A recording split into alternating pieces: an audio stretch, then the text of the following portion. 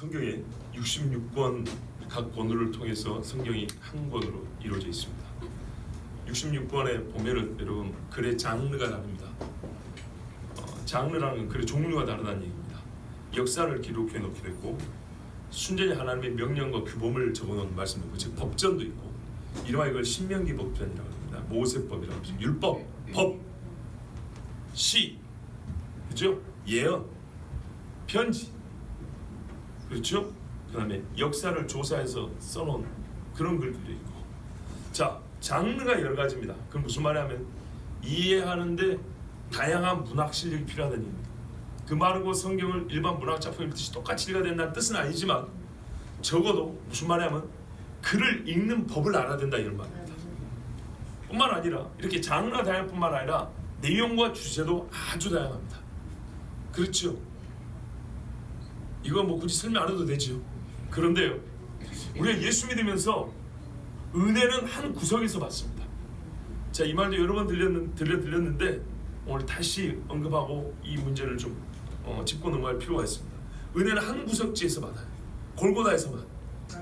좀 넓으면 그 무덤에서 요 정도에서 은혜를 왔다 갔다 여기서 탕치면 여기서 탕치고 여기서 탕치면 탕치고 66권은 이렇게 복음서를 못 벗어나고 이 무덤과 골고다 사이의 이야기를 서신서에서 다시 반복해주면 그것에서 또 다시 은혜 받고 제가 이게 정말 답답하다 그랬죠.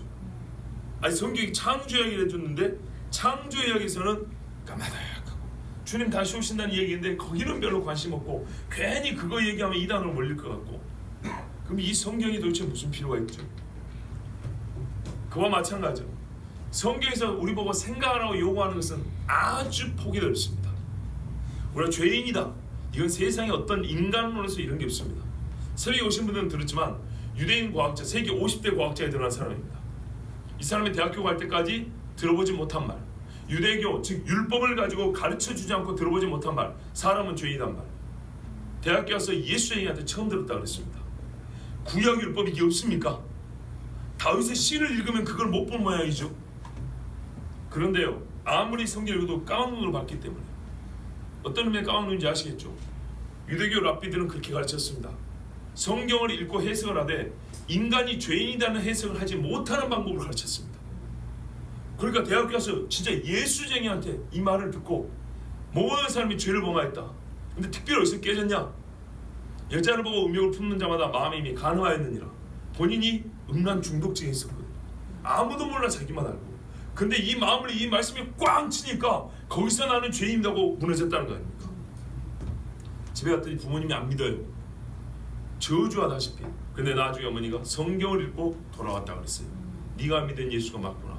그런데 참 놀라운 것은 이 사람이 이렇게 청년 때 예수를 믿고 자식을 낳아 기르는데 그 자녀들을 어떻게 가르쳤을까요? 너는 죄인이다 이렇게 가르친 거예요. 자기 낳은 자식을 죄인이라고 말하는 데가 어디 있어요? 근데 이게 성경의 가르침이었어요. 그러고 나니 자기 어머니가 아니 할머니죠. 딸이 한 15살쯤 됐는데 어머니가 집에 와서 손녀딸을 만나고 대화를 해보더니 자기 아들한테 이렇게 말하고 하더래요. 너 참 딸을 잘 키웠구나 이러고 하더래요.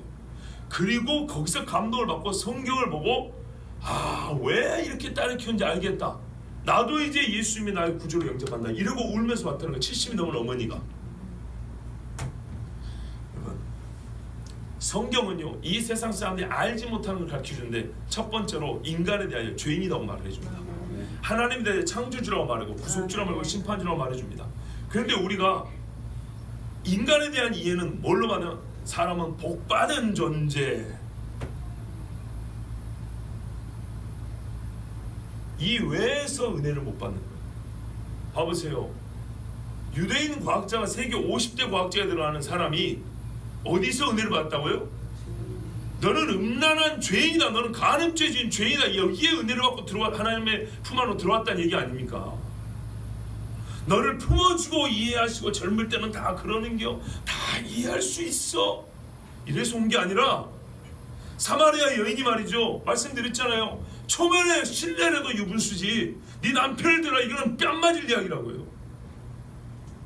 그런데 거기서 내가 한 일을 내게 고한 자 곧 선지자를 만났으니 이러고 예수 앞에 나오고 동네 사람들에게 증거를 했단 말입니다.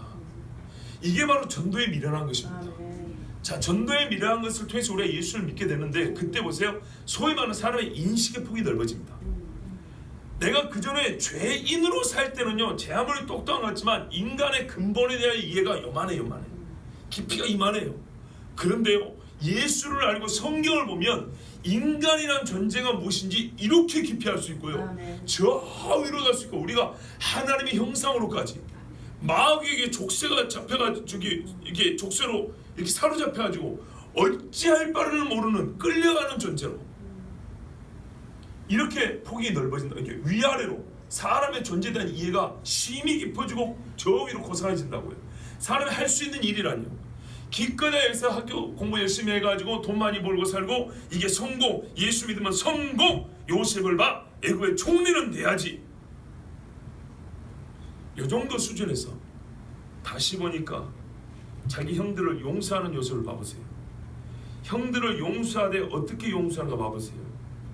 같이 이스라엘 되게 하여 형들의 신앙과 그 입에서 고백이 나올 수 있도록 얼마나 지혜롭게 그 일을 하는가 보세요. 그리고 자기가 죽을 때 내 유고를 메어다가 가나안 땅에 가지고 와서 장례를 치르라 그랬습니다. 이 모든 일을 한번 생각해 보세요. 얼마나 요셉이 지혜로운가. 즉 세상을 보는 폭이 얼마나 넓어졌는가 봐보세요. 고작 자기 하나 높아질까 봐 좋아가지고 이렇게 팡팡 뛰던 어린아이가 이 세상을 바라보는 눈이 완전히 달라졌어요. 즉 하나님의 나라를 꿈을 꾸게 됐어요. 생각이 달라진 겁니다. 그런데 우리가 예수를 믿고, 저 예수님 오기 전에 수천 년 전의 사람도 그렇게 하나님의 말씀을 하나하나 배우고 하나님과 동행하는 시간이 오래되면서 진짜 하나님을 닮아가고 하나님의 세계를 보는 눈이 달라졌는데, 우리는 예수 믿어도 골고다와 무덤사에서 왔다 갔다 이것만 은혜, 그 외에는 은혜를 못 받는다. 가늠하는 죄인이여 회개하라 하면은 그냥 정죄로만 받아들인다. 도대체 이해가 안 돼요. 정말 예수님이 유대인들을 보고 이 답답한 심정을 여러분 한번 느껴봐 보세요. 유대인의 나음이 무엇이뇨? 그들에게 하나님의 율법을 맡겨두었다 그랬어요. 하나님의 율법을 맡겨뒀더니 한 달란트 받은 사람 모양 땅바닥에 박아놓고 전혀 거기서 남기는 게 없어요. 자기들조차도 그 땅에 박아놓은 율법을 꺼내먹지도 못해서 죽어요. 예? 그렇게 생각할 때 바울이 말한 바 모든 생각을 사로잡아 그리스도께 복종케 한다는 이 말씀이 오늘 우리에게 시사하는 바는 참 새롭습니다. 왜냐하면 당시에도 그랬지만 지금은 가면 갈수록 여러분, 소위 세상의 줄기, 세상의 사고의 줄기, 생각의 줄기들이 너무나 많이 펼쳐져 있어가지고 그거 하나하나 다 따라가려면 정신없어요. 그거 하나하나 배우다가 다 죽게 돼 있어요. 너무나 소위 사상, 사전하는 게 펼쳐져 있는데, 놀라운 거는 옛날 거 죽지도 않고 살아가 또 왔고요. 거기에 새끼를 쳐가지고 계속 생각들이 만들어내지는데, 그게 뭔지, 도대체 왜 이런 일이 일어나는지 우리가 생각을 안 한다는 겁니다. 바울은 그런 것들을 생각해 본 다음에 쓸데없다고 다 잘라버리고 하나님을 찾았어요. 그리고 진짜 생각을 사로잡아 그리스도께 복종을 시켰어요. 아무것도 몰라서가 아니라 알기 때문에 그런 거예요. 알기 때문에 뭐래요? 내가 가지고 있는 모든 지식이 똥인 줄 알았노라. 그런데 우리는 똥인지 된지 아닌지 솔직히 잘 몰라요. 그리고 모르는 것에 대해서 아무 문제의식을 못 느껴요. 유대인들이 자기들이 메시아를 기다린다 하면서도 메시아에 대해서 연구하지 않고 찾지 아니한 것을 이상하게 생각하지 않는 것처럼, 우리는 하나님 주신, 말하자면 바른 생각이 있어요. 법도가 있다고요. 그런데 그 법도에 대해서 생각하지 않고 세상 사람들이 생각하는 그대로 따라가고, 유행도 좋고 생각이 사조도 좋고 그냥 그렇게 따라가요. 원하는 것은 그 따라가는 것이 문제 아니고 따라가든지 말든지 여기서 복만 받으면 돼요. 얼마나 웃긴가 봐보세요. 여러분, 예를 들면요, 어떤 사람이 포주를 하고 있다고요. 예? 직업이 포주예요. 그런데 이 사람이 뭐라냐면, 포주한다는 것에 대해서 문제의식을 느끼는 게 아니고, 내가 지난주에 포주를 해가지고 1,000만 원을 버는데 이번 달에 11조를 100만 원을 못하고 50만 원을 한 거예요. 여기에 마음 아파하는 거예요. 이런 식이라고 예수 믿는 사람들이. 내가 11조를 똑바로 못해. 여기에는 막 그냥 벌벌 떠는데 내가 어떻게 해서 이 돈을 가져왔는가? 내가 무슨 일을 하고 살 것인가? 하나님께서 무엇을 기뻐하시는가에 대해서 생각하지 아니하고 매우 형식적으로, 이게 바리새인이란 말이에요. 섞어짠 옷을 입지 마라 그랬다고요. 그런데 이것저것 다 섞어놓아. 몸에 문신하지 마라 그랬단 말이에요. 근데 말하자면 그런 거죠. 섞어짠 옷을 입지 말라는데 내가 좀 옷술이 길어. 아이고 이거 바리새인 옷술을 좀 짧게, 뭐 요 정도에 신경 쓰는 거고, 문신하지 마란 말에 신경 쓰는 게 아니고, 와 내가 왜 여기다가 나비금을 긁지, 여기다가 주 하나님을 믿으라 이것을 얘기해야 되는데, 이런 수준의 생각을 하고 있단 말이에요. 무슨 말인지 아시겠죠? 세상 사람들 근본을 쫓지 말아야 돼. 그걸 똑같이 쫓으면서 몸에 문신하지 말는데 이걸 하면서 한다는 게 성경 말씀을 여기다 적어야 되는데, 이래가지고 전도를 해야 되는데, 하나님이 이런 식으로 전도하라 그러지 않았어요. 진짜 중요한 문제에 대해서는 생각하지 않고 아주 지엽질 뿐만 아니라 그 중요한 것이 꺾어진 다음에 그 꺾어진 길 안에서 조금이라도 나은 것을, 조금이라도 바른 것을 처음부터 꺾어지면 안 되는 거죠. 꺾어지면. 예? 그러기 위해서는 우리 생각을 잘 점검해보고 지킬 것을 지켜야 됩니다. 무슨 생각을 하고 있는가? 자, 지금부터 제가 오늘부터 이제 조금 여러 가지 생각, 즉 사상들 중에 하나씩 언급을 할 겁니다. 그런데 매주에 하나씩 할 수는 없고요. 너무 자주 하면 여러분 머리도 아플 것이고, 저 역시도 이외에도 설교할 말씀들이 있기 때문에 뭐 한 2-3주에 한 번씩 이렇게 해가지고 전할 텐데, 아무래도 이 설교 시간을 하다 보니까 순전히 강의도 아니고 순전히 설교도 아니고 비슷하게 섞여 있을 겁니다. 그러나 성경적 근거를 다 가지고 하는 어쨌든 설교입니다. 그래서 강의라고 하기에는 세상에서 듣기에는 여러분 좀 수준이 낮을 수도 있어요. 왜냐하면 우리 자신이 별로 이런 측면에 관심이 없었기 때문에 그렇게 어렵게 말할 수도 없고요. 매우 기초적인 이야기를 할 겁니다. 즉 우리가 신앙생활하면서 생각의 정도를 걸어가기에 도움이 될 만한 그 정도 범위에서 말씀을 전할 겁니다. 첫 번째로는요, 자연법입니다. 여러분 자연법이라고 들어보셨습니까? 아마도 제가 사상 얘기하니까 첫 번째는 뭐 민주주의, 그 다음에 공산주의 이렇게 나갈 줄을 예상했겠지만 그렇지 않습니다. 저는 먼저 이 모든 이 앞으로 여러분에게 말씀드릴 사상들은요 보통 근대 이후 것들입니다. 제가 정치 사상 위주로 한다 그랬잖아요. 워낙에 지금 세대가 혼란하기 때문에 정치 사상 위주로 말씀을 드린다 했는데, 이 정치 사상이라는 게 전부 다 근대 이후 겁니다. 민주주의건 공화주의건 뭡니까 자유주의건 보수주의건 뭐 페미니즘이건 이런 것들은 다 소위 근대 이후의 사상들이기 때문에 그 이전 사상들을 좀 봐야 되는데, 그 지금 우리가 말할 근대 사상들의 문제점들을 주로 지적을 할 건데요. 그 전에 보면 가장 바른 것이 무엇인가? 그러면 우리 뭐 대부분 성경 이야기하죠. 그런데 이제 사상적 측면을 볼 때는 본래 우리가 이 정도의 어떤 사상적 개념과 마인드만 갖고 있었어도 그렇게 이렇게 혼란스럽지 않을 텐데, 그러니까 우리가 어느 정도는 지킬 건 지킬 수 있었을 텐데 이런 생각이 들어요. 그러면 어느 정도의 생각을 가지고 있었으면 이렇게 혼란스럽지 않을 수 있냐면, 지금 말씀드린 자연법 사상만 가지고 있어도, 요것만 버리지 않고 포기하지 않고 붙들고 있었어도 이렇게 혼란스럽지는 않았을 거라는 얘기입니다.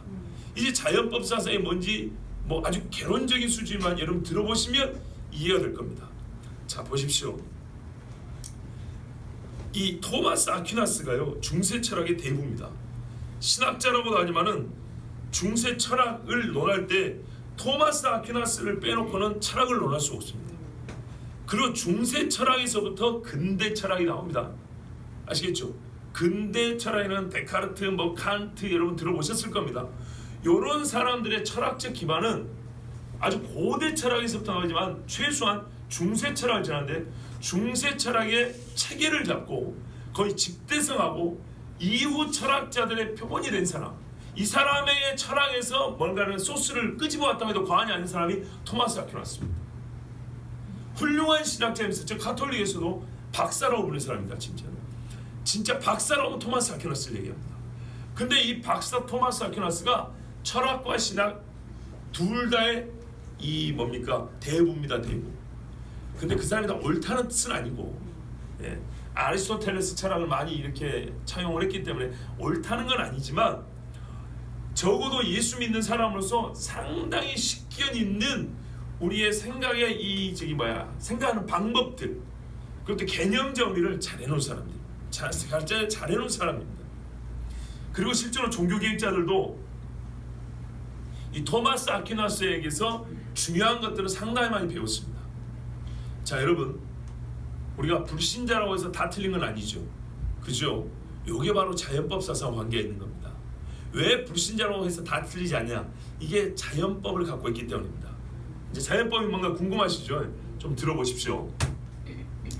일반 사전에서는 자연법을 보통 이렇게 말해요. 인간 이성을 통해 발견한 인간 사회에 대해 관한 연구법. 이해되십니까? 이해 안 되죠? 단어 하나하나가 무슨 말인지 몰라서는 아니죠. 말의 이해는 단어에 달리는 게 아니죠. 봐보세요. 인간 이성. 자, 이해되죠? 를 통해. 여기까지 이해되죠? 발견한. 여기까지 문제 없네. 인간 사회에 관한. 요것만 띄워보세요. 인간 사회. 사는 이야기네. 연구법. 영원히 있는 법. 자, 이게 이제 묶어보세요. 그럼 정리 안 되죠. 이 세상에 관한 자연법이라는 것은 우리 인간이 이성적 존재죠.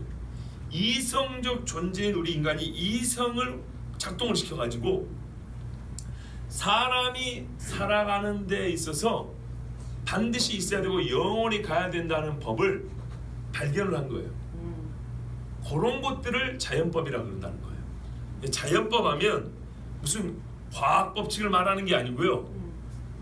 이 자연 법칙과 자연법이라는 거예요. 자연 법칙을 말하는 게 아니에요. 자연법은 또는 이 자연 세계, 즉 동물의 왕국에서 보는 짐승들의 뭐 그런 삶을 말하는 게 아니에요. 자연법이란 말 그대로 가장 편하게 말하면 자연스러운 법을 말하는 거예요. 가장 자연스러운 법. 누가 가르치지 않아도 아는 법.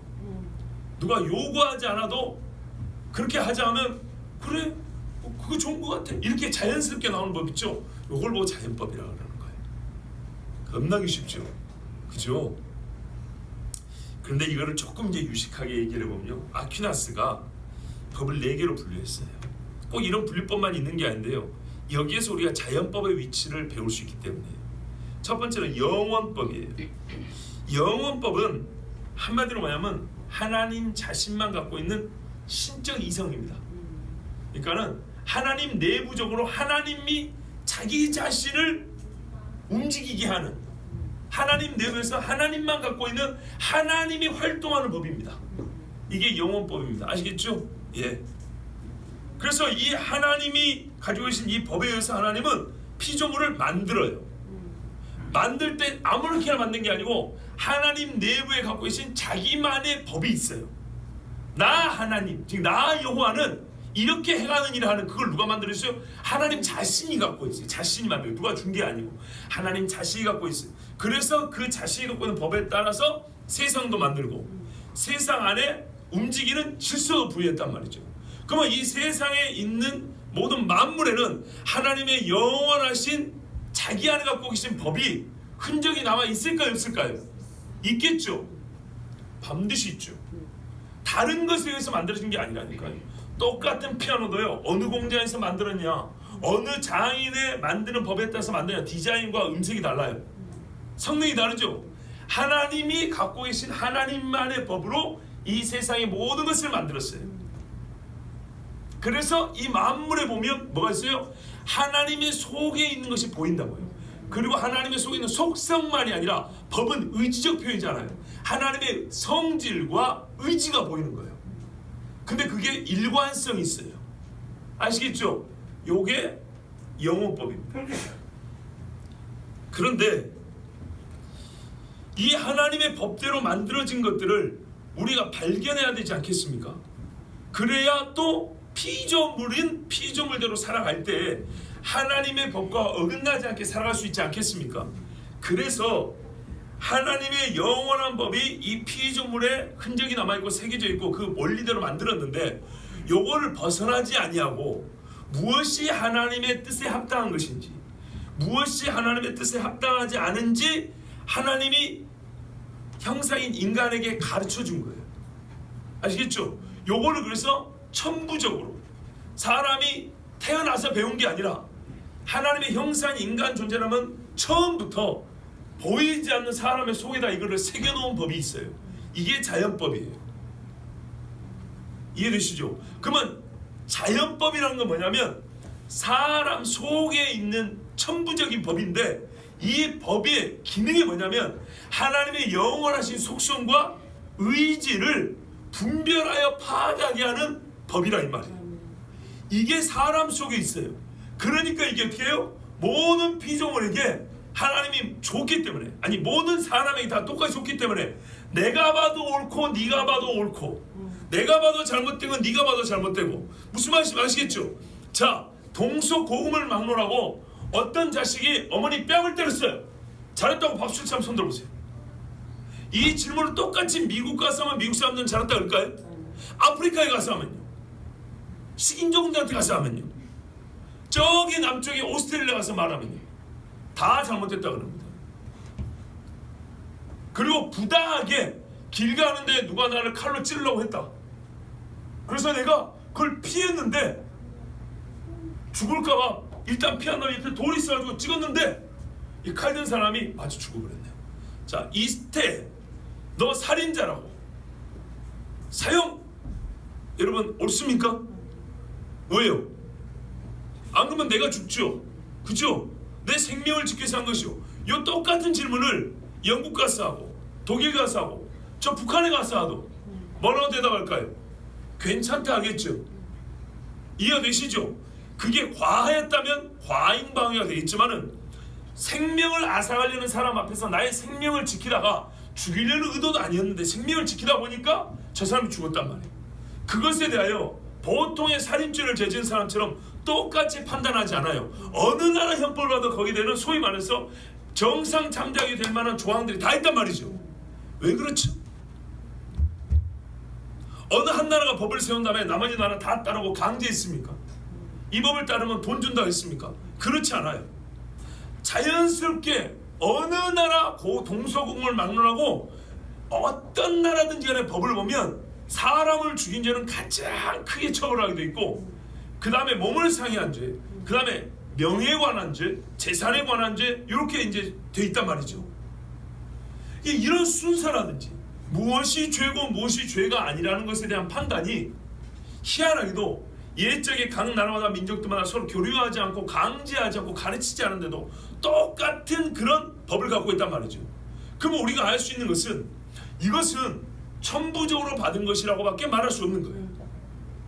그런데 희한하게도 그 법의 판단이 똑같다는 거예요. 형량은 좀 다를 수 있어요.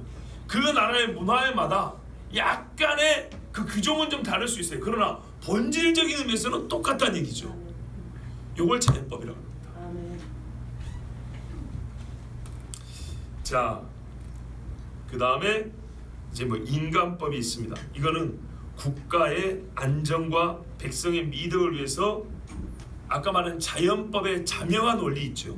자연법에서 이거는 반드시 해야 한다, 이것은 그러면 안 된다, 요거를 명문화해가지고 구체적인 케이스에 적용할 수 있도록 만들어 놓은 법이 소위 인간법, 실정법이라는 겁니다. 남의 물건 도둑질하면 안 돼 그랬어요. 근데 도둑질도 한두 가지 해야죠. 여러 가지 케이스가 있단 말이죠. 그래서 이거를 구체적으로 명문화해서 각 나라마다 형법이라는 이름을 썼단 말이에요. 이렇게 해서 글로 써가지고 실제 재판할 때 규범으로 삼는 거를 실제로 우리가 사용하는 데 쓴다고 해서 다스리는 데 쓴다고 해서 실정법 그럽니다. 자, 그럼 봐보세요. 우리가 지금 이 땅을 살면서 지배를 받는 것은 각 국가의 실정법들입니다. 그렇죠? 그런데 이 각 국가의 실정법이란 어디에 기반을 둔다고요? 자연법에 기반을 둔다는 얘기입니다. 그리고 보면 각 나라의 실정법이 큰 차이가 없는 겁니다. 큰 차이가 없는 이유라는 거다. 무슨 말이냐면 가지들이 차이가 없다는 것은 줄기가 같다는 거고, 줄기가 같다는 얘기는 뿌리가 같다는 얘기거든요. 이해가 되시죠? 그렇기 때문에 왜 각 나라들마다 이런 이상한 법을 만드는가 했을 때는 뿌리를 제거했거나 가지를 접붙이기를 다른 데로 옮겨버렸다는 얘기입니다. 그러면 여러분 눈치 빠르면 아시겠지만 적어도 세상 사람들이 자연법 사상에 기반을 두고 실정법을 만들면 이렇게 혼란스럽지 않을 텐데, 왜? 공통의 뿌리가 되거든요. 각 나라의 실정법이 자연법이라는 공통의 줄기, 그리고 그 속으로 담은 살아계신 하나님이라는 공통의 뿌리에서 나온다 이 말이죠. 그런데 어떻게 해요? 뿌리를 제거하기도 했지만 우리가 사상적 측면을 볼 때 자연법 사상을 제거해버리면 어떻게 해요? 각 나라들마다 제각기, 그리고 뭡니까? 그 상위 규범이 없이 필요에 따라서 제 멋대로 법을 만들 수 있겠죠. 시대 흐름에 따라서 그럴 수 있겠죠. 근데 자연법은 하나님의 영원법 안에서 나온 것이기 때문에 이것이 시대가 변한다고 바뀔 수 있는 게 아니거든요. 봐보세요. 어떻게 되는가? 남의 배우자를 탐내고 이게 통과를 하면 이게 죄라는 것은 모든 나라에서 공통된 법이었어요. 그런데 가면 갈수록 바뀌죠. 근데 보세요. 바뀔 때 한꺼번에 바뀝니까? 아니죠. 조금 먼저 바꾼 데가 있고 좀 낮게 바꾼 데 있죠. 그러면 왜 그런 차이가 나는지 아십니까? 좀 늦게 바꾼 데는, 버티는 데는 사람이 그러면 안 돼, 그래도 이런 소리를 한다고요. 근데 바꾸는 데는 그딴 게 뭔 상관이야. 요즘에 사람의 개인의 자유가 중요하지, 자기 성적 자기 결정권이 중요하지, 무슨 가정이 그리 중요해.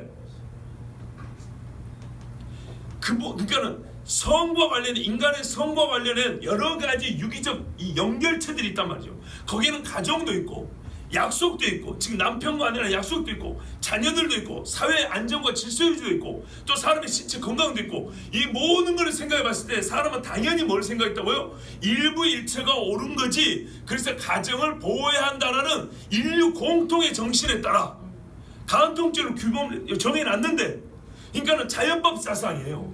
모든 사람은 서로 부부가 약속을 하여 정죄의 책임과 약속 의무를 지고 부부의 서약을 맺는다 이 말이죠. 부부의 서약을 맺을 때는 정죄 의무가 가장 기본이라는 공통된 의식이 있었단 말이죠. 이 공통된 의식이 만약에 깨져버리면요, 간통죄를 폐지해도 괜찮고 강간죄를 없애도 괜찮고 아무 문제가 안 되겠죠. 여러분 제 말이 어렵습니까? 예. 지금 우리는 여러 가지 법이 지나치게 많이 분화되어 있고, 또는 예전에 지켜왔던 가치들, 법은 어떤 가치를 지키고자 하는 것이고 우리 삶을 보다도 온전하기 위해서 울타리를 세우는 것들인데 스스로 울타리를 무너뜨리는 것을 많이 본다는 거죠. 그러면 이게 무너뜨리는 것이 과연 옳은가 할 때 우리 기독교인의 신앙에서 볼 때 옳지 않다. 그리고 적어도 옛날에는 사람들도, 예수 안 믿는 사람도 이것이 옳지 않은 거기 때문에 옳은 것을 지키기 위해서 규범을 만들었는데 왜 스스로 요즘에는 무너뜨리냐는 얘기죠. 가만 보면 죄를 더 짓고 싶어서입니다. 그런데 이거는 사상적 측면에서 볼 때는 그 뿌리가 된 기반을 스스로 허물어뜨렸기 때문에 지킬 이유가 없어진 겁니다. 적어도 자연법 사상을 가지고 있었으면, 자연법이 먼저 설명했죠. 자연법 사상을 가지고 있었으면 사람은 마땅히 해야 할 일이 있고 하지 말아야 할 일이 있다라는 이 정신을 끝까지 지키고 있었으면, 뭐 이런대로 없다니 저런대로 없다니, 사회가 변하니까 이래도 좀 되는 거고 이렇게 좀 바꾸고 하는 것이지 하고 이런 식으로 쉽게 법을 바꾸거나 쉽게 죄였던 것을 죄가 아니는, 요즘에 보세요. 죄를 더 만드는 게 아니고요. 참 만드는 것도 문제지만 고전적으로 옛날부터 모든 사람이 죄라고 여겼던 것을 무너뜨리고 있어요. 그리고 오히려 죄가 아니라고 생각할 수 있는 것들은 죄로 만들고 있어요. 여러분, 복음을 증거하는 것이 헌법에는 신앙의 자유와 종교의 자유와 언론 의사표현의 자유가 기록되어 있고 표현이 되어 있는데 어떻게 해요? 점점 이런 걸 죄로 만들어가고 있어요. 그리고 반드시 인간이 인간답게 살기 위해 지켜야 될 규범들은 죄가 아닌 쪽으로 풀어내고 있어요. 그런데 이때 이 모든 것들이 합리화되려면 각 케이스별로 합당한 이유가 있어야 되고 근거가 있어야 되지만, 보다 근본적인 의미에서 자연법 사상을 갖고 있었으면 이런 문제들이 이렇게까지 심화되지 않았을 거다 그 말입니다. 자, 제가 다시 한번 정리를 해서 말씀드릴게요. 그래서 자연법 사상이란 건요, 초자연적인 법이 있다는 뜻이 내포되어 있습니다. 우리가 자연법을 말할 때는 인간에게 자연법이 있다는 것은 그 위에 초자연적인 법이 있다는 것이 전제가 되어 있습니다. 사람의 자연적인 본성, 죄의 본성을 말하는 것이 아니라 가장 자연스럽게 논리나 증거를 대지 않아도 모든 사람이 가장 자연스럽게 인정하는 규범, 판단의 기준이 사람 속에 들어있다는 거 아니겠습니까? 자연법은 이것을 전제하여 그것들을 끄집어내 보면 아까 말씀드린 대로 동서고금, 신분, 고하, 남녀노소 막론하고 동일한 형태, 동일한 모양을 가진 법규범이 나옵니다. 이걸 자연법이라고 그런다 했습니다. 그리고 자연법의 기원은 그러므로 논리적으로 볼 때 초자연법이 있어야 된다. 즉 신이 있고 한 신이 피조물인 모든 사람에게 한 법을 주었다고밖에 논리적으로 설명이 안 된다는 얘기입니다. 그래서 자연법의 출처나 기원을 생각하면 초자연적인 곳에서부터 발생하고 주어졌다고 보지 않으면 이해가 안 됩니다. 왜냐하면 이 사람이 갖고 있는 이 자연법 사상은 각 사람이 살고 있는 배경이나 환경이나 지식, 문화가 다 다르기 때문에 그런 것을 근거로 해서 나올 수 있는 게 아닙니다. 무슨 유전자를 근거해서 나올 수 있는 것이 아닙니다. 어찌 같은 마음의 법을 가질 수 있겠습니까? 마음의 법이 같다는 것은 출신이나 배경이나 문화로 관습으로 설명할 수 있는 게 아니라는 말입니다. 학습 프로그램과 연출의 결과가 아니라 천부적인 능력으로 존재하는 것으로서 출생 이전부터 가지고 있는 법입니다. 그러니까 이거는 생물학적 설명이 불가능합니다. 그러니까는 심리학적 설명도 불가능한 겁니다. 인간의 동물학적인 특징을 가진다고 해서 이걸 설명할 수 있는 게 아닙니다. 사회학적인 설명으로도 불가능한 거예요. 왜냐하면 사회학을 연구해보면 각 사회에 대해서 얼마나 다양하게 다양하게 분화시켜서 분류를 할 수 있는지 모릅니다.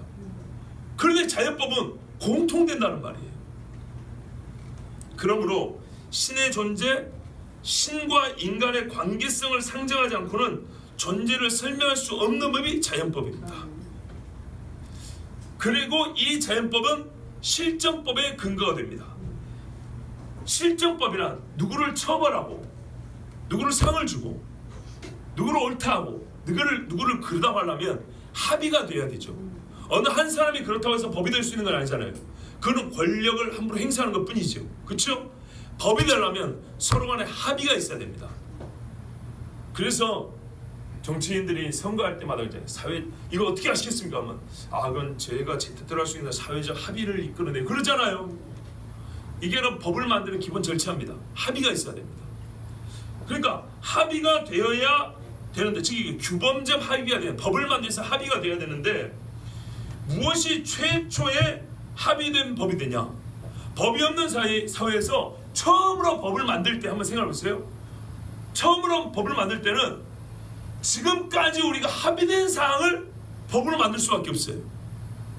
그렇죠? 니나 나나 법으로 강제해서 억지로 합의를 끌어낸 게 아니고 지금 처음으로 법을 만들 때 당신의 생각은 어때? 당신의 생각은 어때? 이렇게 해보니까 모아진 것들 왜 우리가 사는 사회를 영위하기 위해서 만든 거니까 그러면은 최초의 법을 만들 때 합의된 사항들을 가만 보면 어느 사회나 그게 똑같다는 얘기입니다. 너나 나나 모두 옳다 옳지 않다 판단 내려진 이미 판단 내려진 것들을 실정법으로 규정합니다. 그리고 이것이 이제 어떻게 해요? 또 개선이 되기도 하고 수정이 되기도 하는데 물론 이 과정에서 인간의 죄가 개입이 돼가지고 더 악하게 바뀝니다. 이거는 루터도 인정한 것이고 토마스 아퀴나스, 칼빈이나 그 이후에 수많은 개혁 신학자들도 다 인정한 겁니다. 무슨 말씀이냐? 여러분 여기서 벌써 제가 신학자들 인용하죠. 이 외에도 수많은 신학자들이 자연법을 다 연구했습니다. 한 목사가 독특해서 얘기한 게 아니고 저보다 앞선 수백 년 전에 천년 전의 신학자들이 이미 자연법을 연구했다고요. 왜? 이게 성경이 있기 때문에. 용어를 자연법이라서 성경에 자연법이라는 용어는 없지만 내용은 성경에 있기 때문에. 그러므로 여러분, 자연법을 배제하고 실정법과 도덕을 논하는 것은 어불성설입니다. 민주적인 의사결정도 봐보세요. 다수가 옳고 소수는 그러다고 할 수 있습니까? 그런데 왜 다수의 뜻을 따릅니까? 옳기 때문에요? 아니, 아까 그랬잖아요. 다수가 옳고 소수는 그러냐고 그랬더니 아니라면서요. 근데 왜 다수의 뜻을 따르니까 옳다는 게? 아니, 그럼 우리는 예. 그 다수의 사람들의 생각이 옳다고 생각합니다.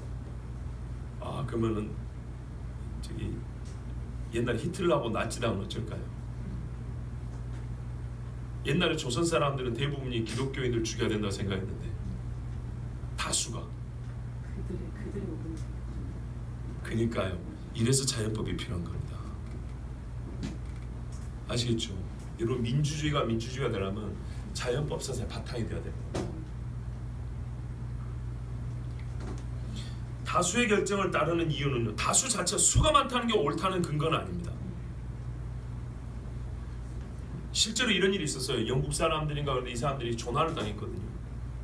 그렇다고 조난을 당했는데 목이 마르잖아요. 바다에서 바닷물 마셔도 됩니까? 마시면 더 빨리 죽습니다. 죽어요. 이제 그 사람은 가능이 없어요. 비가 내리지 않는 이상. 근데 젊은 애가 하나 바닷물을 마셔버려요. 하도 목이 마르고. 근데 좀 노련한 선원들이 생각할 때, 이렇게 나이 먹은 선원들이 생각할 때 얘는 곧 죽어. 얼마 못 살고 죽어. 그래서 어떻게 하냐 아십니까? 잡아먹어버렸어요. 이유가 뭐냐? 어차피 죽을 놈, 우리 죽기 전에 빨리 먹어치우자. 논리가 뭐라고요? 바닷물 먹었으니까 어차피 죽는다고. 그래서 나머지 선원들이 전부 다 그러자 그랬어요. 옳습니까? 여러분, 왜 이랬어요? 안 옳다고 생각한 거죠? 뭐에 근거했어요? 바로 이런 게, 이렇게 나도 모르게 똑같은 표정과 반응이 나오죠. 그죠?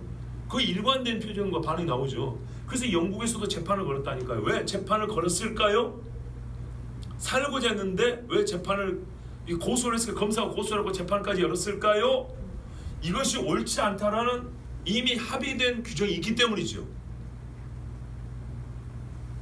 그런데 그 배 안에서는, 그 구명보트 안에서는 그 사람들은 다수의 결정이었어요.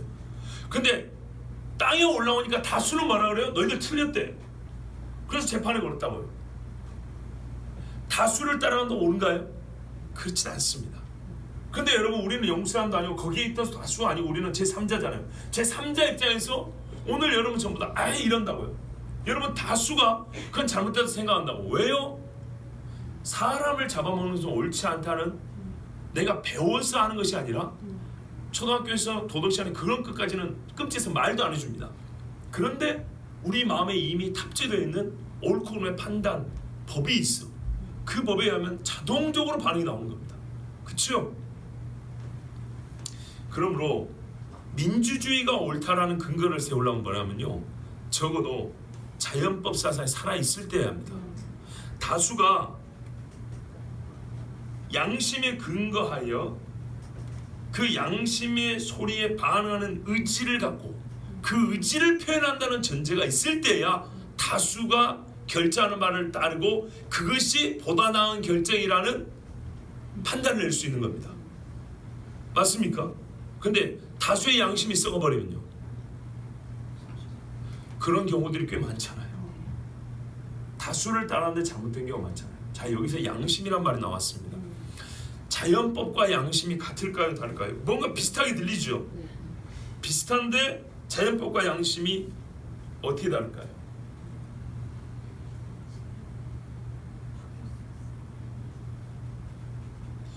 이렇게 구분할 수 있습니다. 자연법은요, 하나님께서 그 형상이 사람의 마음에 새겨놓은 천부적 의에 대한, 하나님의 의와 불의에 대한 천부적인 지식, 즉 선악의 판단 능력입니다.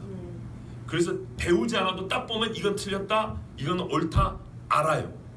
아까 보신 것처럼 아까 그 사람 잡아먹는 이야기 듣자마자 여러분 그건 안 돼 하고 판단이 내려졌죠. 그런데 여기서 혹시 양심에 찔린 분 계십니까? 없죠. 왜? 내가 그런 거 아니니까. 그렇죠. 양심이란 이 자연법에 의해서부터 이 선악을 판단하는 하나님이 법을 주셨잖아요. 우리가 알잖아요. 이 지식으로부터 자기 사고와 행위에 대하여 판단이 내려진 것을 내가 자각하는 겁니다. 내가 느끼는 겁니다. 그러니까요, 하나님이 주신 이 자연법, 그러니까 천부적으로 주신 하나님의 의의 법이 우리 안에 새겨져 있어요. 아시겠죠? 이건 어떤 의미에서 지식적인 측면이에요. 근데 이 내가 알고 있는 이 법대로 내가 행하였다, 행하지 못하였다 하는 것을 스스로가 자각하는 거예요. 아시겠죠? 예.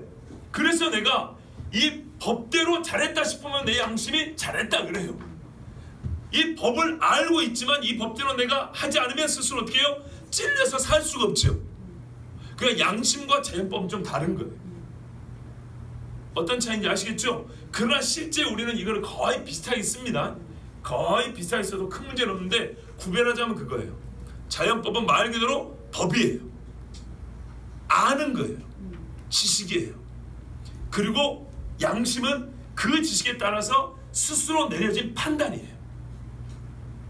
그리고 어떻게 해요?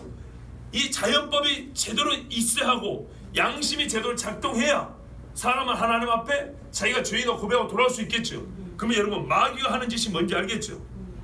그 마음에서 하나님의 법을 지워버려. 그 양심을 화인 맞게 하여. 그러면 어떻게 해요? 개인적으로 죄를 지을 뿐만 아니라 사회적으로도 법과 제도를 만들어서 사회적 집단적 체제로서 죄를 짓는 겁니다. 우리가 누차 말하지만 다 아는 바 독일의 나치당을 보라 이 말입니다. 북한의 공산당을 보라 이 말입니다. 하나 양심의 거리낌을 못 느낍니다. 자, 그래서 자연법 사상대로 사는 사람을 우리가 일반적인 표현하면 양심대로라는 말을 하는 겁니다. 양심대로. 그러니까는요, 쉽게 말하면 이런 거예요. 우리가 양심이 살아있고 제대로 양심이 작동만 해도 오늘같이 이렇게 혼란하지 아니하고 이렇게 이상한 법들이 많이 세워지지 않을 거라 이 말입니다. 그렇지 않습니까? 양심만 살아있어도 아침이고 저녁에 뉴스에 나온 일들 중에 상당히 많은 것들이 일어나지 않았을 겁니다. 또한 그 일들에 대한 판단이 바르게 내려져서 상벌이 정확하게 주어졌을 겁니다. 그런데 그렇지 않으니까 양심이 썩어 놓으니까 어떻게 돼요? 이 판단 능력이 없는 것도 아니에요. 왜? 자기가 해를 볼 때는 틀렸다고 막 주장한다고요.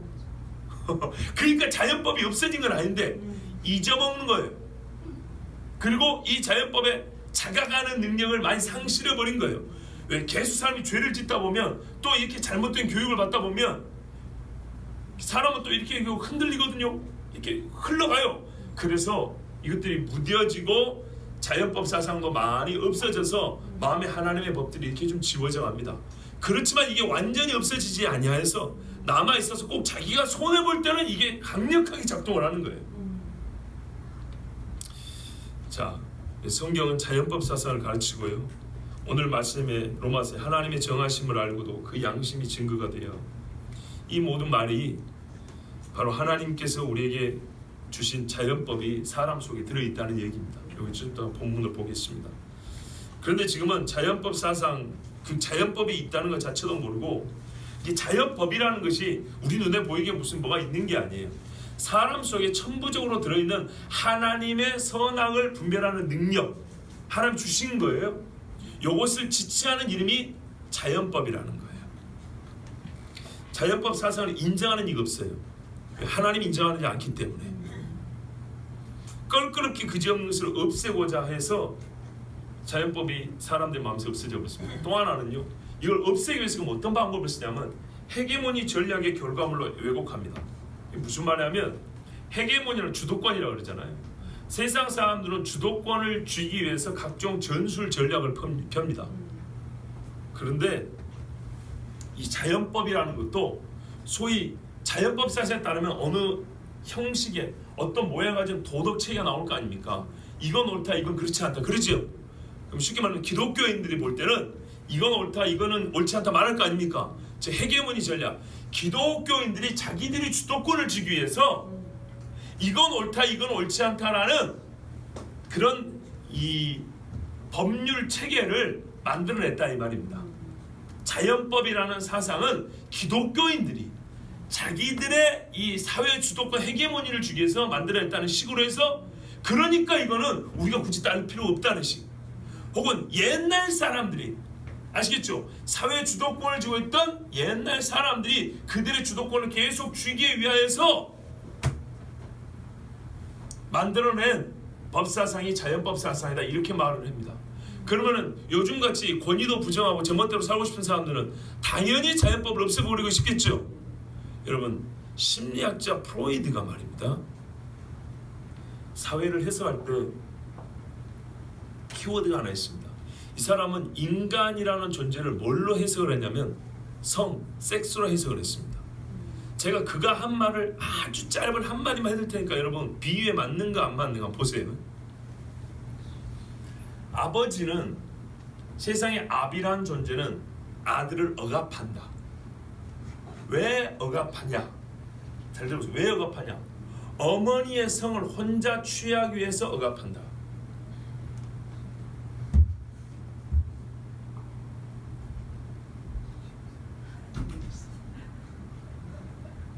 이 말을 어떻게 받아들이신 거예요? 그러면 뭘 어떻게 해주라는 얘기예요 도대체? 예? 제가 한 말 아닙니다.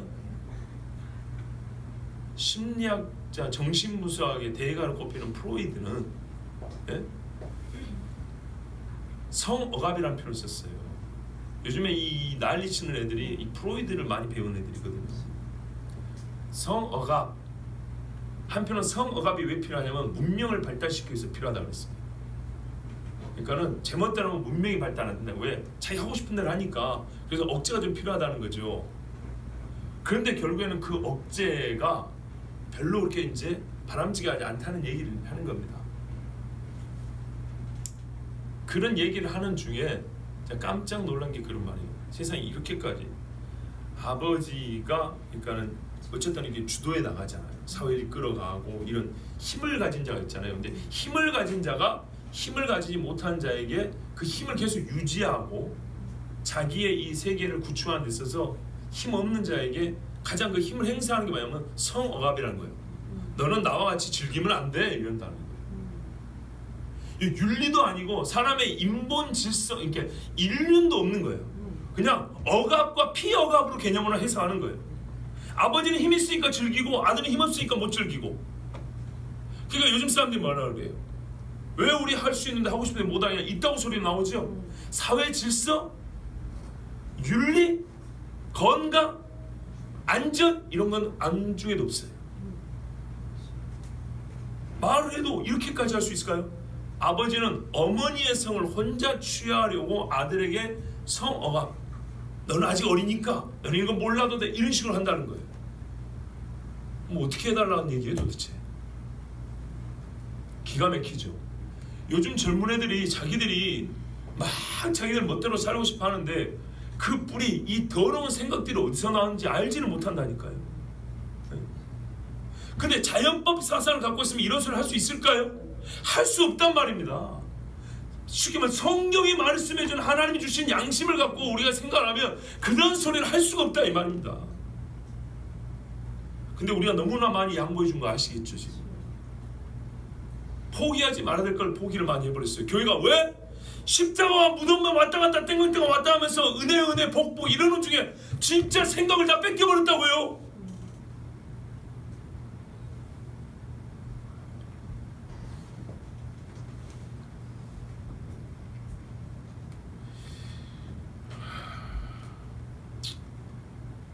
여러분,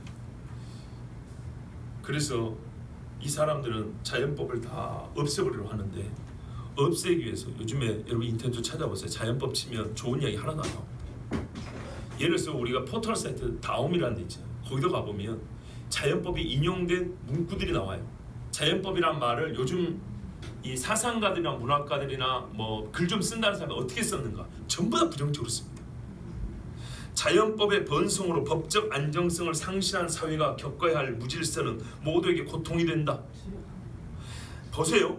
자연법이 번성하면 법적인 안정성을 상실하여 사회가 무질서해진대요. 반대로 말해놨죠. 왜 이런 말이 생겼을까요? 이 사람들은 자연법이 뭔지 잘 모르는 거예요. 봐보세요. 자연법을 각 문화나 지역들마다 갖고 있는 독특한 관습 정도로 생각하는 거예요. 한국에는 한국식이 있고 독일 가면 독일식이 있다 아닙니까? 그죠?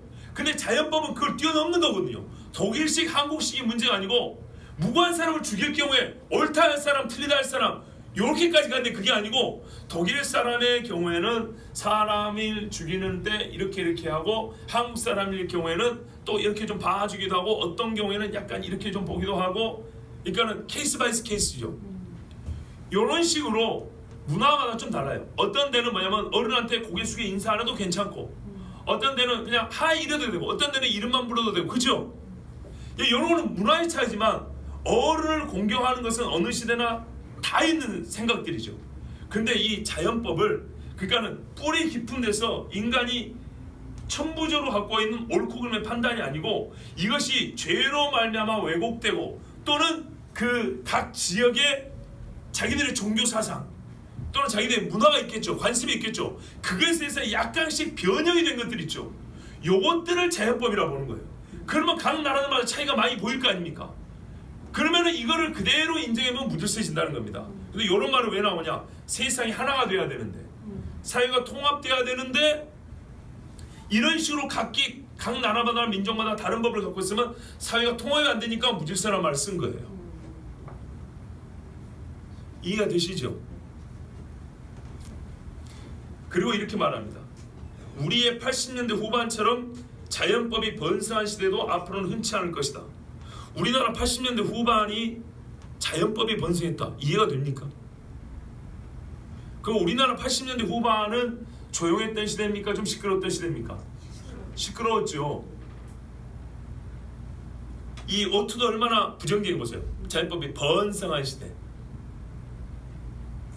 사회가 시끄러웠던 이유는 뭐냐면 각계각층이 자기 소리를 냈다 이 말이죠. 이걸 자연법으로 본 거예요. 그건 자연법이 아닙니다. 각 정당이 각 사회 계층이 자기 이익을 대변했죠. 그전에는 그런 말 못하다가 그렇잖아요. 각계각층이 자기 이익을 주장하기 시작해서 시끄러워진 거지 이게 자연법이 번성해서 그런 겁니까? 아니죠.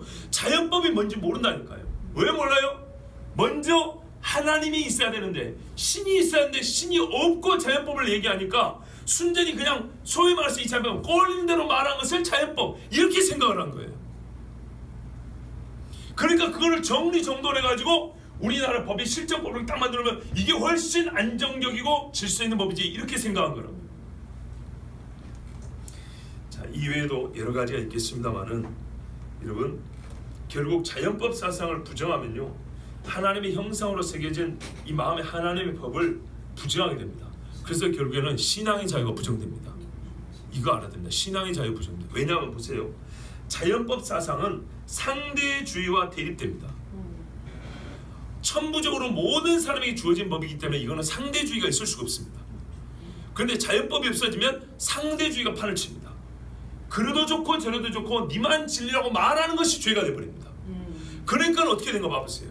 우리가 이 귀한 사상 자연법 사상을 잃어버리니까 오늘날에는 기독교 진리를 주장하는 자가 죄인이 되어버렸잖아요. 왜 종교개혁자들과 개혁파 신앙인들이 네덜란드의 유명한 아브라함 카이파라는 신학자도 있어요. 이 사람은 대학교 가면 애들이 세상의 학문에 젖어가지고 신앙을 잃어버리는 거예요. 그래서 이 아이들에게 어떻게 해요? 하나님 사상을 지켜줘야겠다. 그래가지고 대학교를 세우고 다시 하나님의 개혁신앙을 가르쳤던 사람입니다. 그 사람도 자연법 사상을 철저하게 가르쳤습니다. 그런데 개혁자의 후손이라 우리가 칼빈도 이런 이야기를 했는데 마음에 새겨진 하나님의 법이라고 그렇게 가르쳤는데 이건 하나님의 의지에서부터 나온 거다. 하나님의 속성에서부터 나온 거다. 이렇게 가르쳤는데 칼빈의 후회라는 개혁파 교회가 자연법이 뭔지 들어본 적이 가르치질 않아. 포주 노릇하면서 아이고 오늘은 10만 원 헌금을 덜 냈네. 아이고 어쩔까. 이걸 걱정한다 이 말이에요. 이걸 걱정한다고요.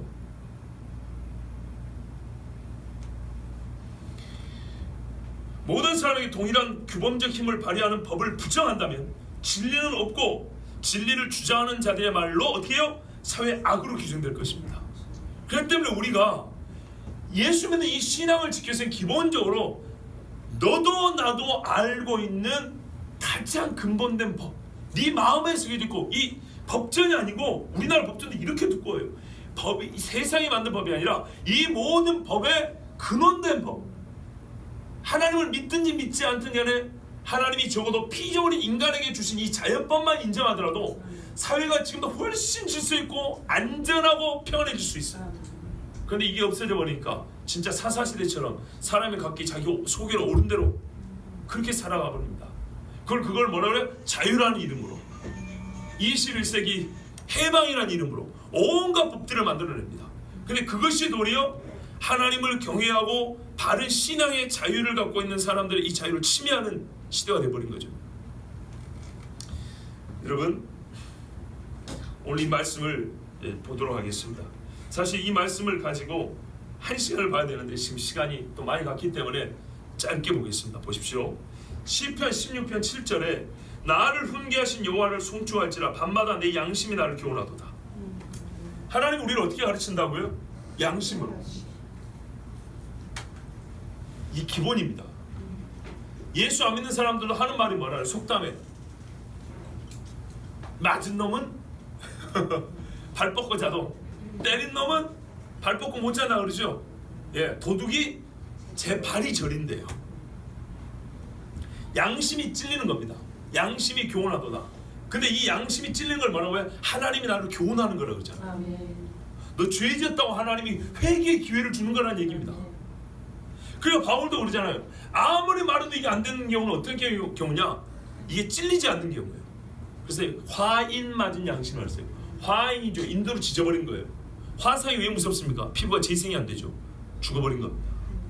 재생 능력을 상실해버린 겁니다. 이게 화인 맞은 양심입니다. 양심이 재생이 안 돼요. 이게 법이 있는데 법을 어겨도 어떻게 해요? 찔리지를 않아요. 찔리지를. 법 자체가 없어지는 않았는데 이 지경이 되면 진짜 무서운 겁니다. 그런 사람들이 진짜 묻지마 살인을 저지르고 현장 검증 가도 얼굴 하나 변하냐고 태연하게 하잖아요. 그죠? 유족들이 막 울부짖고 막 욕설하면 어떻게 해요? 지가 같이 욕을 하잖아요.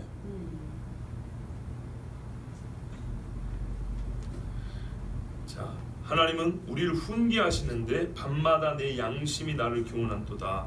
하나님 우리의 양심을 작동해서 우리 마음에 있는 법을 내가 어겼다는 것을 느끼게 하셔서 내가 죄인이구나를 깨닫게 하십니다. 이게 하나님이 하신 일입니다. 근데 언제? 밤마다. 정신 살 때는 모르는데 고요히 있을 때 이게 생각이 나요. 그래서 욥기에도 그러잖아요. 사람은 무관여기도 밤에 자는 중에 환상 중에 이상 중에 하나님 그 귀를 열고 말씀하시는 일은 사람으로 교만치 않게 하려 함이라. 로마서를 보십시오. 1장 32절입니다. 우리 개혁 신학자들도 제가 이 말씀을 정해놓고 개혁가들은 어떻게 말하는가 좀 찾아봤더니 감사하게도 제가 잘못된 걸 찾은 게 아니었어요. 거의 저하고 비슷한 얘기를 했고요. 같은 성경 구절을 인용을 하고 있더라고요. 로마서 1장 32절에 그들이 이 같은 일을 행하는 자는 사형에 해당한다고 하나님께서 정하심을 알고도 이게 자연법입니다. 자기들만 행할 뿐 아니라 또한 그런 일을 행하는 자들을 옳다 하느니라. 봐보세요. 사람들이 기본적으로 알아요 몰라요? 알아요. 여기까지가 자연법이에요. 알기는 아는데 그러면 알면 어떻게 해요? 양심이 이제 이걸 자각을 한다 그랬잖아요. 자각을 하고 양심에 제대로 반응을 하면 잘못됐다고 말해야 되겠죠. 근데 잘한다고 말한다 그랬죠. 왜요? 이게 바로 타락한 인간의 양심입니다. 아시겠죠? 자연법이 주어지긴 했지만 이 법 자체가 우리에게 여전히 있긴 있지만 이거를 깨닫고 자각하는 능력이 타락한 이후에 인간은 계속 쇠퇴하고 있습니다. 우리 시대를 보세요. 시대의 흐름을 보면 알겠어요. 이게 계속 쇠퇴하고 있기 때문에 이 양심이 자각하는 이 센서가 약해져가지고 이제는 이 일을 보고도 뭐라 그래요? 잘못됐다고 말도 안 해요. 옳다 한다는 거예요. 근데 무서운 게 뭐라고요? 하나님이 이거는 사형이라는 것을 아는데도 그게 이 모순을 몸 안에 갖고 사는 거예요. 마음 안에. 그런데도 문제를 못 느끼는 거예요. 이게 우리가 보는 사회 아닙니까? 또 다른 경우는요, 2장에 보면 이렇게 돼 있어요. 그러므로 남을 판단하는 사람아, 누구를 막론하고 내가 핑계하지 못할 것은 남을 판단하는 것으로 내가 너를 정죄하니 판단은 내가 같은 일을 행함이니라. 여러분 이게 1장에서 이어받아. 왜? 그러므로 그랬거든요. 무슨 말이냐면 봐보세요. 하나님의 법이 우리 안에 있죠. 이게 옳고 그름인지 알아요. 근데 1장의 32절은 문제가 뭐예요? 옳고 그름을 알지만은 양심의 전혀 가치를 못 받아서 괜찮아 이렇게 말하는 거죠. 그럼 우리는 어떻게 해야 되죠? 괜찮지 아니해 말해야 되겠죠. 근데 괜찮지 아니해라고 말하는 놈도 문제가 있다는 거예요. 그게 2장이에요. 왜 문제가 있습니까? 아니 괜찮아 잘못이면 괜찮지 아니하다고 말하는 게 잘한 거 아니겠습니까? 근데 왜 문제예요? 괜찮지 아니하다 했으면 니는 안 해야지. 근데 괜찮지 아니하다 해놓고 니는 똑같이 하잖아. 그러면은 앞에 괜찮다고 한 놈이나 니랑 뭐가 다르냐 이 말이죠. 근데 어떤 인간들은 나는 그래도 양심이 살아있어서 괜찮지 아니해라고 말했습니다. 빠이빠이 집에 갑니다. 그래서 똑같은 짓을 한다 이 말이죠. 하나님은 그것도 더 보고 있다는 거예요. 그건 뭐예요? 이건 위선이라는 얘기입니다. 이건 바리새인입니다. 근데 뭔 일을 했는데 괜찮다고 했고 뭔 일을 했는데 괜찮지 아니하다고 했습니까? 그게 이제 1장 18절에 나와 있지 않습니까? 하나님이 불의할 수밖에 없는 일. 그게 뭐예요? 21절 보면 하나님을 알지만 영화롭게 아니했어요. 감사하지도 아니했어요. 생각이 허망하게 미련해서 지혜 있다는 어리석게 해서 썩어지지 아니하는 하나님의 영광을 썩어질 사람과 짐승과 새 기어다니는 동물 모양 우상으로 바꿨어요. 그쵸? 그 다음에 이게 무슨 말이냐면 영광을 뒤집어 버렸어요. 21절에 초반 보세요. 하나님을 영화롭게 해야 되는데 그 영광을 짐승에게 줘버렸어요. 뒤집어 버렸죠. 24절 보세요. 그들의 마음이 정욕대로 더러움에 하나님이 내버려뒀죠. 왜? 서로 욕되게 형벌을 했는데 왜냐하면 하나님의 진리를 거짓 것으로 바꿔 피조물을 조물주보다 더 경배하고 섬김이라 그랬죠. 그래서 하나님의 진리를 거짓 것으로 바꿔버렸기 때문에 그 더러운 대로 그들의 몸도 내버려뒀어요. 26절 이하에도 보면 순리대로 쓸 것을 바꾸어 영리로 썼다 그랬죠. 영리로 썼기 때문에 하나님이 그 영리로 쓴 것에 대한 상당한 봉을 그들에게 줬다 그랬어요. 그리고 28절에 하나님 두기를 싫어하며 마음에 하나님 두기를 싫어하니까 하나님도 마음을 버려뒀다 그랬죠. 그렇죠? 자 보세요. 전부 다 하나님이 명하신 거고 반대되는 일을 했는데 기본적으로 그 마음에 하나님을 알 만한 것이 있는데도 불구하고 의도적으로 거부하고 의도적으로 바꿔버렸어요. 그래서 하나님의 벌도 그 바꿔버린 것에 대하여 똑같은 벌을 준 거예요. 영광을 상실했으면 그들한테 영광을 없애버리고 그들이 부끄러움을 자초했으면 하나님이 그들한테 더 부끄러움을 줘버리고 이런 식으로 하나님이 벌을 줬어요. 그런데 모든 이런 잘못을 사실은 안 해야 되는데 왜요? 20절을 보세요. 창세로부터 그의 보이지 아니하는 것들 곧 그의 영원하신 능력과 신성이 그가 만드신 만물에 분명히 보여 알려졌나니 그러므로 그들이 핑계하지 못할지니라. 하나님을 알되 하나님을 아는 것에 대하여 또는 알지 못하는 것에 대하여 이게 알만한 이유는 분명히 있었고 알지 못하는 것에 핑계를 못했다는 거 언제부터요? 창세로부터 예수 오시기 전부터 이야기입니다. 그러니까는 이 세상에서 하나님 만드신 피조물이 아까 아키나스가 그랬잖아요. 하나님의 영원법이 만드신 피조물에 들어가 있기 때문에 아시겠죠? 그래서 또 하나님 형상으로 짐을 받은 우리 인간들은 이 사물을 보면 하나님의 속성과 하나님의 의지를 발견하여 적어도 하나님을 영화롭게 할 수 있다는 말입니다. 구원 얻는다는 얘기는 아니에요. 구원 얻는다는 얘기지만 적어도 우리가 하나님께로 가야 하나님을 떠나서는 살 수 없다는 것 정도는 하나님께만 영광을 돌리는 것은 알 수 있다는 얘기입니다. 예수 오기 전부터 이게 바로 자연법을 얘기하는 겁니다. 그렇게만 해도 어떻게 해요? 우상 숭배하지 않고 그렇게만 해도 남녀가 동성애 이거 성을 바꿔치기 하지 않냐고. 그렇게만 해도 어떻게 해요? 하나님 마음을 하나님을 버리지 않냐고. 불의 추악 탐욕 악의 시기살인 분쟁 사기 악도 수수근 비방 하나님께 미워하는 능욕 교만 자랑 악을 도망 부모를 거역하고 우매하고 배약하고 무장하고 무자비한 요런 일 안 할 수 있다 이 말입니다. 보세요. 자연법 사상이 있을 때 이런 것들을 죄로 규정을 했죠. 근데 지금 이런 거를 죄로 규정을 안 하고 있잖아요. 뭐가 무너지니까요? 하나님을 알만한 것이 있는데 그것을 부정해버리니까, 하나님을 마음에서 지워버리니까, 하나님 법이 지워져 버리니까 우리 인간들이 많은 실천법에서도 이 더러운 것들이 죄가 아니라 합당한 것으로 여겨지고 있지 않냐 그 말이에요. 그리고 이런 것들을 죄로 아니라고 해야 상당히 진보적이고 상당히 뭐 새로운 플래시한 어떤 그런 정치 사상가로 이렇게 인정을 받는 시대냐 그렇지 않냐 이 말이죠. 선생님들도 그렇게 인정받고 싶어서 유튜브에 올라와서 좋아요 하나 더 올라간 걸 원하는 것처럼 싫은 소리 못하고 바른 소리 못하고. 자 2장 이제 계속 보세요. 이런 사람들을 하나님이 판단하는데 뭐라 합니까?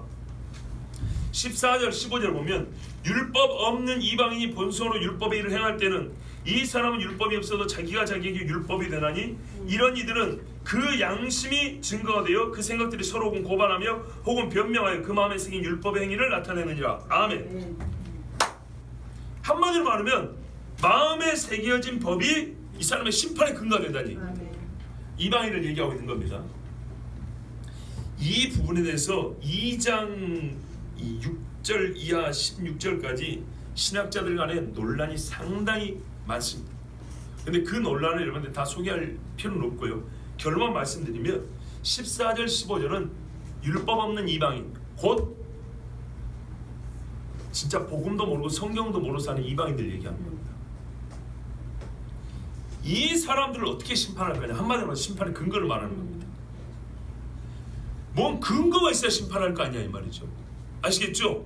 그런데 하나님이 하신 말씀은 그 마음에 새겨진 그 양심이 증거가 되어 고발하고 변명한다. 그러니까 자연법은 구원하는 게 아니고요, 적어도 우리가 죄인한 걸 깨닫게 해주는 겁니다. 그러니까 아시겠죠? 이 자연법을 자각하는 양심이 발동하면 우리는 죄인이고 구원이 필요하다는 것을 느끼게 해주는 겁니다. 그러니까 이 자연법이란 율법 유사 기능입니다. 그래서 이렇게 말하는 겁니다. 유대인은 율법에 근거한다 치는데 이방인은 뭐에 근거할 거예요 도대체? 이렇게 물어보는 자들에게 봐보세요. 벌을 내려면 법이 같아야 될 거 아닙니까? 그죠? 근데 율법에는요 제사법도 있어요. 그죠? 율법에는 뭐 여러 가지 정말 국가법이니까 하나님 나라의 법이 다 들어있어요. 근데 이방인은 이런 거를 다 알지는 못해요. 근데 최소한이 공통된 게 있어요. 뭐냐면 소위 말하는 도덕법이라는 거예요. 옳고 그름을 나누는 법은 하나님이 이미 창조할 때부터 주어졌다는 거예요. 이 측면에서는 이방인이 갖고 있는 그 양심이 느끼는 그 자연법 사상, 그 도덕법이 율법과 같은 기능을 한다는 거예요. 그래서 똑같이 처벌을 받아도 하나님의 공의에 어긋나지 않는다 이런 말씀입니다. 여기서 우리가 배울 것은 뭐냐면요, 자연법이 심판의 법적 근거가 된다는 것이 율법과 같은 혹은 유사 기능을 한다는 것이 우리의 주목할 바입니다. 같이 보세요. 율법이 없는 이방인은 왜 이렇게 말했어요? 율법 없는 자는 율법이 있다 치더라도 또 이런 경우죠. 율법이 주어지지 않은 시대에는 같이 생각해도 돼요. 율법이 없는 이방인이 본성으로 율법에, 본성은 타고난 거잖아요. 타고난 것을 율법의 일을 행한다. 어떤 율법을 행하는 것이요? 제사 지내는 얘기를 하는 게 아닙니다. 막 성막 짓는 얘기를 하는 게 아닙니다. 본성으로 부모를 공경해야 돼. 부모를 때렸어요. 그럼 율법에 말을 해요? 돌로 쳐 죽여버리라 합니다. 그럼 율법으로 본성으로 율법의 일을 행할 때, 율법과 똑같이 부모를 공경한 일을 행할 때는 이 사람은 율법이 없어도 보세요, 자기가 자기에게 율법이 되나니 이 양심의 법이 어떻게 해요? 율법의 기능을 감당한다는 거예요. 즉 율법적 권위를 갖고 있다는 얘기예요. 단어를 아무렇게 쓴 게 아닙니다. 유대인들이 갖고 있는 율법의 기능, 율법의 지위, 율법의 권위를 율법이 없는 사람들에게 지금 똑같이 적용하는데 뭘로요? 그 양심이 느끼고 있는 바 하나님이 천부적으로 주신 이 새겨진 마음에 새겨진 법, 요것이 그 사람에는 유대인이 율법을 지키고 어길 때 느끼는 죄책감 또는 순종했을 때 기쁨같이 똑같이 그 사람에 기능한다는 얘기입니다. 그래서 어떤 이들, 이런 사람들은 그 그 양심이 증가돼요. 내가 내 마음의 소리를 나는 그 바른 대로 잘 지켰다 혹은 지키지 않았다, 이걸 그 양심이 증거를 해준단 말이에요. 그런데 문제는 뭐냐, 양심이 증거를 해서 야 이제 나는 구원받겠다 이런 인간 하나도 없다는 얘기입니다.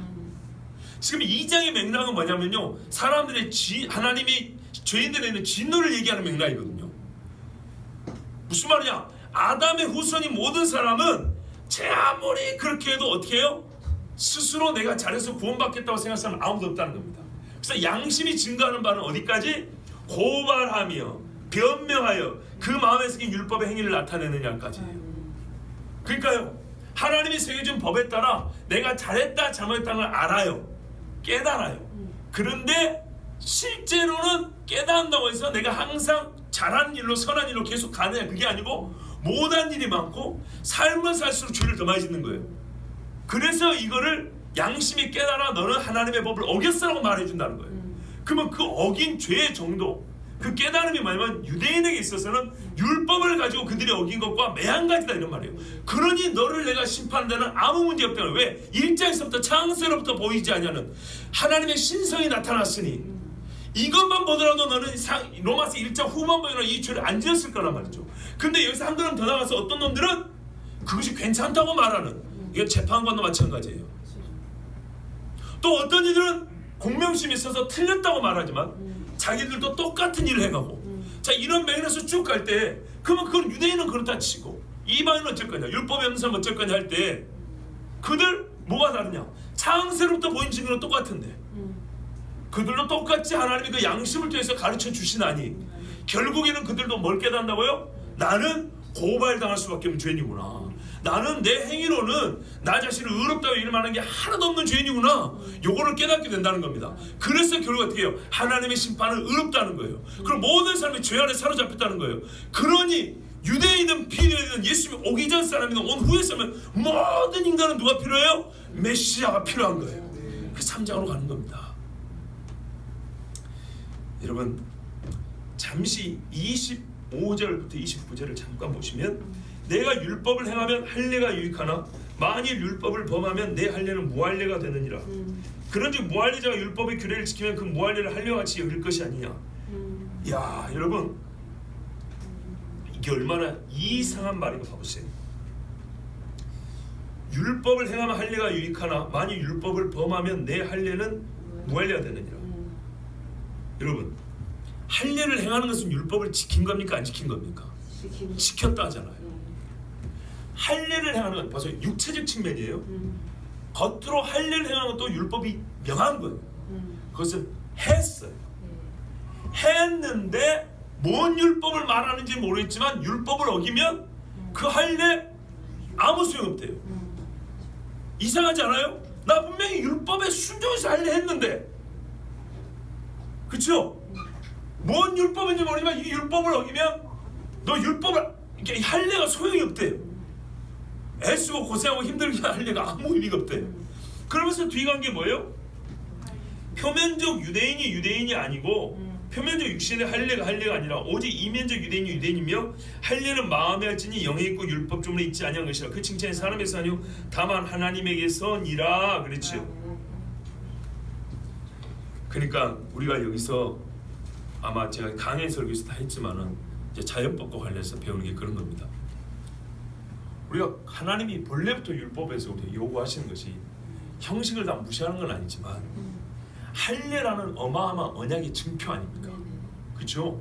할례라는 언약의 증표가 있을지라도 아까 앞에 것들까지 보면은 이 양심이 썩어 문드러져 가지고 하나님의 옳고 그름의 판단을 순종하지 아니하고 그걸 따르지 아니하는 그런 사람이라면 네가 제 아무리 몸에 피를 내고 이걸 부피를 베어내고 그 곳에서 할례를 받고 나는 언약의 표를 가졌지롱 해봐야 무익하다 그런 말입니다. 즉 결론적으로 하나님께서 우리 마음에 새겨주신 천부적으로 주신 하나님의 속성과 의지에 따라서 주신 하나님의 닮은 이 법이 우리 속사람이 온전하게 하나님이 그거를 바로 지키기 위해 센서를 작동해서 양심이라는 센서를 작동을 시켜가지고 벗어나면 틀렸다고 말하고 잘못다고 말해주고 바르게 가면 잘했다고 마음의 기쁨과 안정과 평안을 주잖아요. 그럴 때 이렇게 살아갈 때 그러면서 할례를 받아 이 할례가 언약의 증표가 되는 것이지. 아멘. 마음으로 너희가 하나님의 법을 완전히 다 빼앗긴 다음에 겉으로 할례를 했니 뭘 했니 해봐야 너희는 어쩐다고요? 언약과 상관이 없단 말입니다. 무슨 말인가? 이 나라의 교회가 많이 세워져 있고 예배당 종이 출려지고 막 파이프로 뿜어대면서 노래를 불러도 마음은 어떻게 해요? 사형에 해당한다고 알면서도 괜찮아 하는 자나, 틀렸어 하면서도 자기도 똑같이 행하는 자나, 전부 다 하나님의 진노를 피할 수 없다는 말입니다. 그것은 아무짝에 쓸모없는 것들이다 이런 말입니다. 여러분,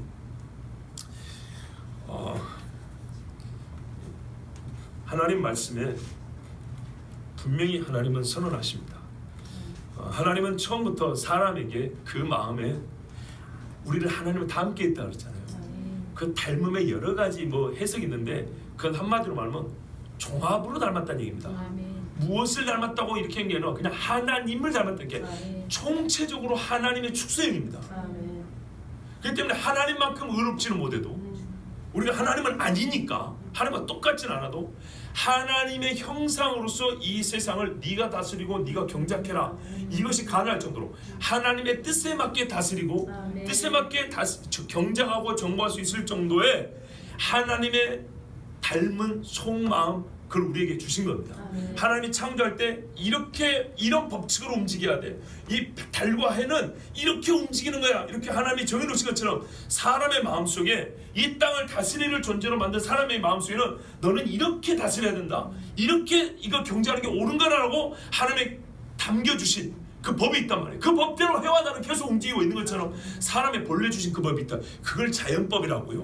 그것을 내가 자각하는 내면적 어떤 그 센서 시스템이 양심이라는 겁니다. 아시겠죠? 그래서 사람들은 이것들이 처음에는 타락하기 전에는 아담과 똑같았고 타락하였다 하더라도 이것들이 완전 죽어버린 것이 아니기 때문에 일부가 남아있기 때문에 이것만 가지고도 상당히 바람직한, 그래도 우리가 이렇게 어지러운 세상까지는 가지 않고 어느 정도 생각들이 국축주에 모여진 그런 사회로 형성하고 살 수 있었어요. 어느 나라를 가나 노인들은 대접받을 수 있고 공경받을 수 있는 그런 세상이었으나, 그러나 지금은요, 노인들이 길을 걷는 것조차도 위험한 지경이 되어버린 것은 하나님 주신 이 자연법을 무시해버리고요, 거기다가 죄를 계속 짓다면 어떻게 할까요?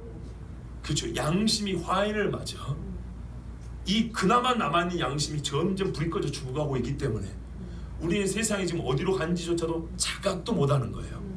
보세요, 자연법 사상에 무너져서 세상의 법이 그런 시스템으로 법 체계로 바뀌어가고 있는데 이 법 체계가 무너지고 잘못되고 있다는 것을 뭘로 한다고요? 양심이 한다고 하잖아요. 근데 양심이 죽어버려 놓으니까 이 자연법이 없어지고 세상의 법이 하나님의 법에 항거하는 법으로 만들어져 간다는 것 자체도 자각을 못한다고요. 그러니까 기독교인들이 미안하지만 여전히 십자가 무덤사에서 왔다 갔다 해서 여기서 은혜를 다 받아들이고 있다 이 말입니다. 지켜야 될 걸 지키지 못하고. 그런데 감사하게도 정말 신앙의 선구자들 중에는요, 이거 바로 잡아내 가지고 서구 사회에서는 그래서 지각 있는 그리스도인들이 가르쳤습니다. 법을 새로 만들었습니다. 여러분, 미국의 수정헌법이 있다고요. 수정헌법이 있어요. 미국 수정헌법 보면 종교와 정치를 분리해놨습니다. 이유가 뭔지 아십니까? 이유는 아주 쉽습니다. 원래는 신정정치를 먼저 말씀드렸는데 수요일날 설교를 했습니다. 수요일날 여호수아때 신정정치.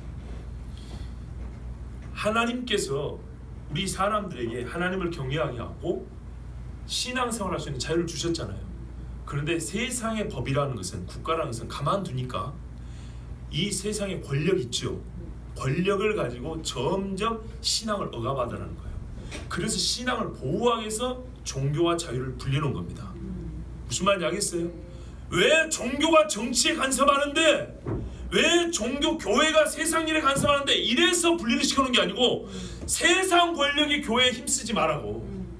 세상 권력은 타락한 인간들은 반드시 힘을 가지고 어떻게 했냐면 교회를 억압하더라 이 말이에요.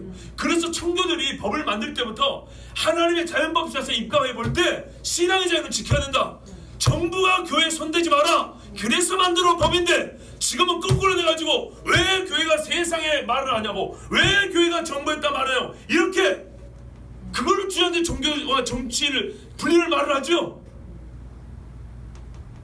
이렇게 뒤집어진지도 모르고 원래 그 법이 어떻게 만든지도 모르고 세상에 하니까 우리가 그렇게 세상에 간섭하면 안 되는, 잘못했습니다 그런다고요. 뭘 잘못했는데요? 예? 불쌍한 사람 도와주는 교회가 뭘 잘못했는데요? 그래서 여러분 좀 우리가 깨어 있어야 합니다. 적어도 우리의 양심이 느끼는 바, 하나님의 양심으로 자각하게 해주는 법을 강력하게 지켜야 됩니다. 내가 죄를 짓고 싶어서 남들도 다 그러니까 그 무너진 양심을 따라가지 마시고 무너진 양심이 통곡하고 살아있는 양심을 쫓아오게 해야 합니다. 적어도 하나님께서는 우리 마음에 새겨주신 그 천부적으로 주신 하나님 닮음의 법, 마음에 새겨주신 법을, 이건 새 언약하고 똑같이 보면 안 됩니다. 이거는 예수님을 모르는 사람이라 할지라도 저는 사상적으로 얘기한 겁니다. 언약적 측면, 언약과도 관련이 있습니다. 새 언약을 받아들여 예수를 믿는 사람은 성령을 말미암아 이 자유박산이 아주 정말 되살아납니다. 진짜 막 생기를 일으켜가지고 아주 선악 판단과 공의와 불의에 민감해집니다. 그런다고 함부로 남을 정죄하지는 않고요, 긍휼한 마음으로 의를 행하면서 막 그렇게 막 뛰쳐나갑니다. 그렇지 못하더라도 새 언약에 들어가 하나님의 새 언약이 마음에 새겨진 그까지 못 가더라도 하나님이 창조하신 피조물로서 하나님의 형상으로서만 하더라도 이 마음에 새겨진 하나님의 법을 가지고 있으면 그것만 우리가 지킬 수 있어도 이 세상 이렇게 어지럽지 않을 수가 있습니다. 여러분, 이를 위해서 우리가 정말 기도해야 되겠습니다. 사사를 가르치는 선생님들, 요즘에 최근에요 그 어떤 작가가 있어요. 홍모 작가라는 사람인데 여자분인데요, 이 사람은 무신론자입니다. 무신론자인데 교회에 불려다니면서 지금 강의를 합니다. 그러면서 그 양반이 뭐라 하는지 아십니까? 왜 기독교인이 무신론자인 나한테서 배우려고 하냐고. 근데 그 사람이, 그 작가가 가르치는 내용이 뭔지 아세요? 이건 사상이에요. 왜 대한민국 기독교는 이렇게 융수하고 부흥했다면서 세상에 지금 힘을 못 쓰고 세상에 막 끌려다니고 세상이 이렇게 어지러워지고 생각이 혼란해가지고 갈 바를 모르는가? 어디서부터 우리가 뭘 놓쳤기 때문인가를 무신론자 작가한테 배운다고요. 이 사람은 예수를 안 믿는 사람인데 이 시대가 이렇게 돌아간 것을 굉장히 비판하고 사상적 측면에서 깊이 연구한 사람이에요. 그래서 아주 보수적인 교회에서 불러다가 배워요. 그러면서 물어본대요. 작가님 어찌하면 좋겠습니까? 기가 막힌데요. 당신들은 성경인데 왜 그걸 나한테 물어보냐고. 이게 한편 부끄러운 겁니다. 예수 믿는 우리가 정말 생각전쟁, 사상전쟁에서 져버린 우리 자녀들 다 빼앗겨버리고 너무 부끄러운 겁니다. 미국 같은 데 서구사에서는 중학교 하면 애들 다 뺏겨버리잖아요. 뭐에서 빼앗겠습니까? 여전히 엄마 아빠는 애한테 더 큰 물건도 줍니다. 학비도 내줍니다. 먹을 거, 옷도 더 비싼 거 사줍니다. 뭘 뺏겼어요? 요거 뺏겨버린 거예요. 그 말은 애들한테 다른 건 다 줬지만 여기에 들어갈 거, 여기에 들어갈 것은 못 줬다는 얘기입니다. 이게 우리의 죄입니다. 앞선 세대의 죄입니다. 우리가 성경을 너무 편하게 보고 그냥 단편적으로 보고 복음의 핵심은 좋은데 핵심 말고 아는 게 없는 게 이게 문제입니다. 그렇게 하면 안 됩니다. 지금이라도 여러분 깨어서요, 무신론자한테 부끄러움을 당하지 말고 예수 믿는 자답게 정말 하나님의 법을 가지고 이 세상에 죽어있는 양심을 깨우는 우리 그리스도인들이길 바랍니다. 우리 하나님께 기도하겠습니다.